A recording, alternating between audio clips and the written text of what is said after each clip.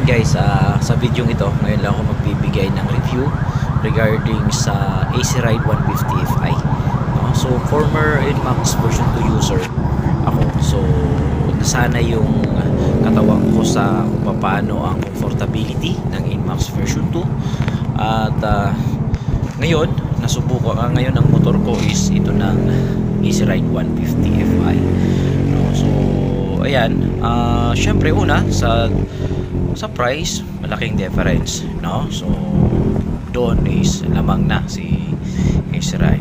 Pero again, no, wala po tayo sa no brand war po tayo. Review lang. Dito sa AC Ride 150, comfortability okay din. Okay din naman. At makikita nyo okay naman yung kanyang takbo kung sa di naman karera, lalo na dito sa Metro Manila hindi naman mo pwedeng karerahan, no? Kasi tingnan mo nyo naman yung kalsada, kapag karera ka pa dito, no? At kaya nga scooter pinili natin, hindi pang karera, no? Talagang comfortability yung main reason bakit pinili ko ang scooter. At napaka-comfortable sa upuan niya, mas paano siyang upuan niya guys, no? Sa akin lang mas komportable, ang lambot ng upuan nitong AC Ride 150, no? Ang lambot niya kaysa sa NMAX dati, medyo nadudulas yung pit ko doon, no? Pero syempre aminin natin na mas malakas yung NMAX dito, no? So iba yung kanyang stock to stock, stock na panggilid, no? Sa NMAX kasi pure stock yun, 100% yung kanyang panggilid. At ito stock din, kaya iba yung arangkada. Syempre ramdam natin yon. Ito wala tong mga theory na involved sa review, kundi ano lang talaga, kung ano lang yung pakiramdam kapag sumakay ka ng AC Ride 150. Then pag nandito ka sa AC Ride 150 tapos sanay ka sa NMAX, pakiramdam mo ang haba ng manubela nito, no? So pakiramdam ko ang haba ng kamay ko, no? Hindi ko alam kung talagang mahaba ang manubela ng AC Ride 150 or maiksi ang manubela ng NMAX, pero ganoon din naman sa mga singitan, nakakasingit pa rin naman ako at na-estimate ko pa rin kung kasya ba siya or hindi, no? Pero yun, nandun yung pakiramdam mo na mas mahaba itong AC Ride 150, no? Lagi kong ngayon tinachance akong sasabit yung likod ng motor ko, lalo na kung sisingit ako kasi may top box ako, which is yun din yung ginagamit kong top box at saka bracket dun sa NMAX version 2 ko. Yun din yung gamit ko ngayon dito kasi kasukat naman siya, no? So ayan, sa mga singit ganun pa rin naman, nakakasingit pa rin dahil yung side mirror, lalo na kung pinalitan mo na, hindi na stock, hindi na sasabit. Ganun din naman sa NMAX, ang inaalala mo yung sasabit siya, yung kanyang side mirror.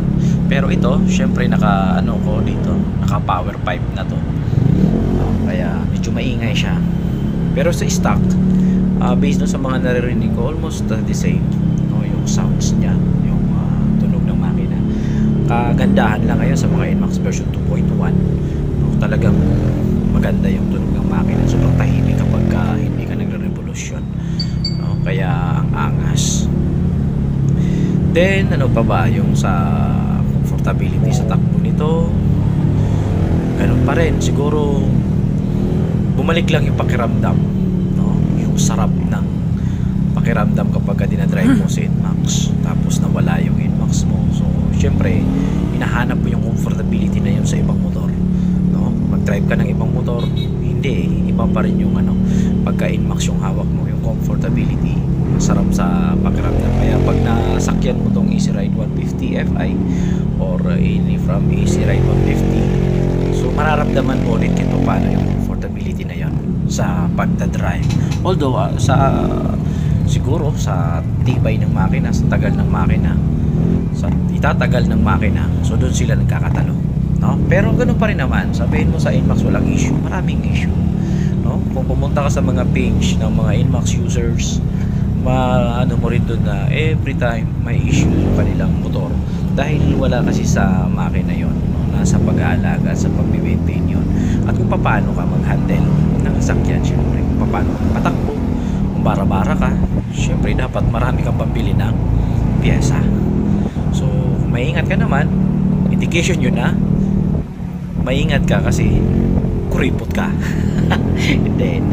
Tipid lang, no? Iniingatan lang natin kasi gamit naman natin to. At kailangan natin alagaan, syempre. So, ganun lang yan. Kung tatagal man, hindi thank you. Wala namang gamit na, at least kung nasira dahil kagagamit mo. So, yung nasira dahil ninakaw, yun, medyo masakit yun. So, yan. Tingnan natin, no? Mamaya, panoorin nyo yung ano. Mabilis na. Ito, di pa ako nakapag top speed dito sa Easy Ride. Kasi wala pa itong isang buwan sa akin.